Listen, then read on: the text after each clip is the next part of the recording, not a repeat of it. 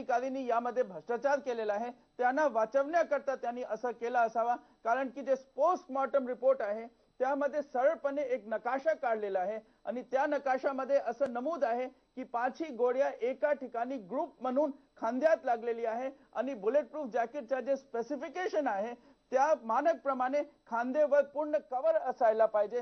आणि इंडियामध्ये नव्हे पण पूर्ण विश्वाने बघितलेलं आहे की कलकरेंनी जे जॅकेट घातलेलं होतं ते खांदेपासून पूर्णपणे मोकळा होता आणि नियमाप्रमाणे खांद्यावर कव्हर असायला पाहिजे। असं का केलं मला माहित नाही आणि एवढी सरळ गोष्ट जे एक साधारण माणसाला पण पटकन कळेल त्याच्यासाठी जर मुख्यमंत्रीने असं उद्गार केलेला आहे मला असं वाटतं हे आपल्या राज्यासाठी फारच एक दुःखाची गोष्ट आहे। नाही, हे बरोबर आहे, ही दुःखाची गोष्ट आहे। पण सिंग साहेब मला तुम्हाला थेट विचारायचं आहे, राजकारणी कुणाला वाचवण्याचा प्रयत्न करतायत, ते खोटं का बोलतायत, यापाठी काय गुपित आहे, कोणाला वाचायचं आहे? वरिष्ठ आयपीएस अधिकाऱ्यांना वाचायचं आहे, ज्यांनी टेंडर भरलं त्या सगळ्या अधिकाऱ्यांना वाचवायचं आहे, काय आहे, कुणाचा हात आहे याच्यामध्ये, का खोटं बोलतायत?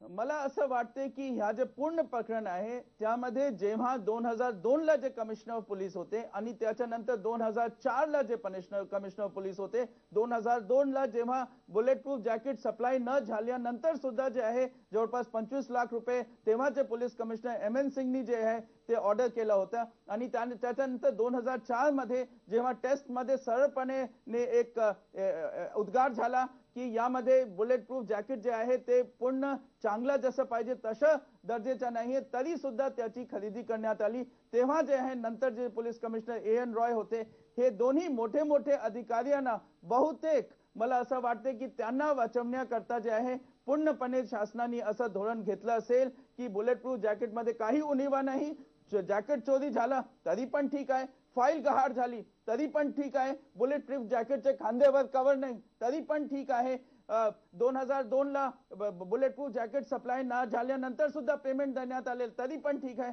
मला तर असं वाटते की अशा प्रकारचे मोठे मोठे अधिकाऱ्यांना वाचवण्याकरता जे आहे मुख्यमंत्रींनी तसं काहीतरी विधानसभेत उद्गार केला असावा। जितेंद्ररावांवर गंभीर आरोप केलेला आहे ना, वायपी सिंग यांनी गंभीर आरोप केलाय की वरिष्ठ अधिकारी यांनी दोघांची नावं घेतली, एम.एन. सिंग कमिशनर होते त्यानंतर अनामी रॉय दोघांची नावं गेली, या वरिष्ठ अधिकाऱ्यांच्याकडून जी गफलत झालेली आहे निकृष्ट दर्जाची जॅकेट खरेदी करण्याची त्याला वाचवण्यासाठी मुख्यमंत्री असं विधान करतायत असं वायपी सिंग म्हणाले, तुमचं उत्तर काय?